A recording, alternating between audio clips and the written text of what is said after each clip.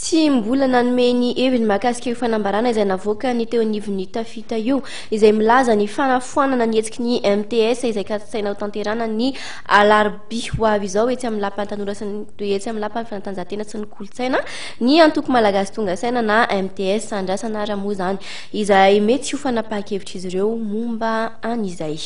Fa eo amin'ny tontolon'ny fahasalamana indray kosa ikarakara hetsika antsoina hoe festival 5S ny alasinainy 20 sy talata 17 ny volana novambra ho avy izao ny eo anivon'ny hôpitaly Befielatanana. Lara-pahamehana napetraka mofo ny fampahafantarana bebe kokoa ny andraikitra ity hôpitaly ity ny fanomezana fahafaham-po ireo marary ary nitondrana fanatsarana trany amin'ny hôpitaly. Ndao arahantsika ny fanadihadiana mahakasika an'izay erana amin'ny Lovaramanantsoa sy Christian Hakotondramanga.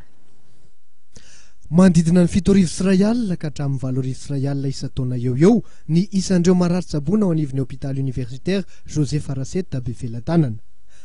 Nametraka lara-pahamehana amin'ny fahafa-po hatrahan'ireo marary sy hitondra fanatsarana ity hôpitaly ity. Isy araka izany ny hetsika antsoina hoe Festival 5S izay karakarainy amin'ny alatsinainy 20 sy talata 17 novambra ho avy izao.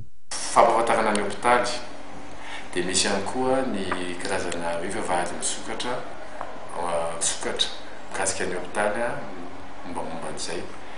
Fa mikasika ny 5S manokana dia misy fananana napetraka amin'ny service iray avy dia mba misy loka omena an'izay totsika hoe mendrika indrindra amin'ireo service ireo amin'ny fotoana io.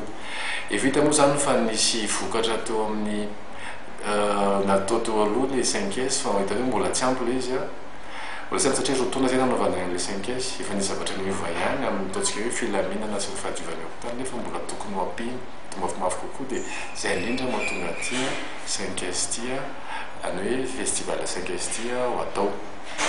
Ka rehefa hanatsarana ihany aza zany ilay hôpitaly efa misy izay mba manatsara ny fomba fiasa dia tiana kosa mba raotina ilay fotoana koa mba ampahafantarana ny mpanjifa rehetra hoe inona ny zavatra misy atao amin'ny hôpitaly, inona ny tolotra azy raha-pitsaboana azon'ny hôpitaly mena ny marary sy ny vahoaka amin'ny ankapobeny. Vonona ny hanomeny tsara indrindra avy aminy mandritra ireo hetsika ireo ny mpiasa misy 120 misandrahaka amin'ireo sampana manodidina ny 30 ao anivon'ny HCRB.